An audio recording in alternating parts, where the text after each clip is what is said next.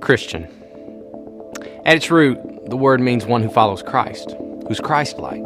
Jesus, the Christ, the Son of God, born in a little village, worked as a carpenter, taught, healed, loved. Jesus.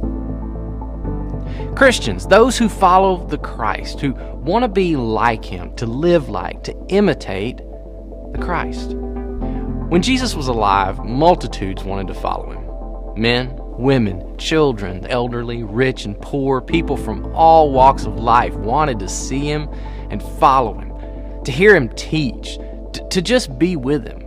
There was just something so compelling about Him that people were drawn to Him. Now, admittedly, there were people who didn't like Him, who didn't want to follow Him or have anyone else follow Him. They hated Him. Not because He was hateful or narrow or judgmental or unloving, just the opposite. They hated Him because He was full of grace and open to all, and His words rang with truth. So they killed Him. After His death and resurrection, those that had followed the closest, His most intimate friends, began to live the life that He lived. They treated people like He treated people. When people were hungry, they provided them food. They shared all they had so that need in their community would be unknown. Even among those who themselves weren't among the followers of Jesus, their love became renowned, and their cry was, "Jesus, we want to be like you," a Christ follower, a Christian. Their influence spread, and their way of life became known as the Way. Well, that was 2,000 years ago. Now Christianity is seen as the religion of the West, or a branch of conservative American politics, or just another religion to meet the needs of the ever-religious human race. Is Christianity that? Best seen by what we're against?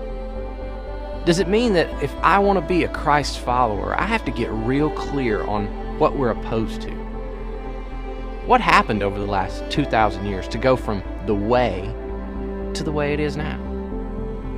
Even today, when people read the New Testament, they're as fascinated with Jesus as people were 2,000 years ago. He's still compelling.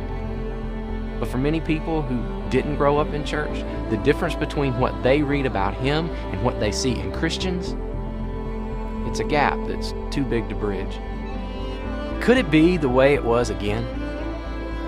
What if it's true that Christianity isn't about what I'm against? And it's not about who I vote for, and it's not even about a set of religious rituals and practices.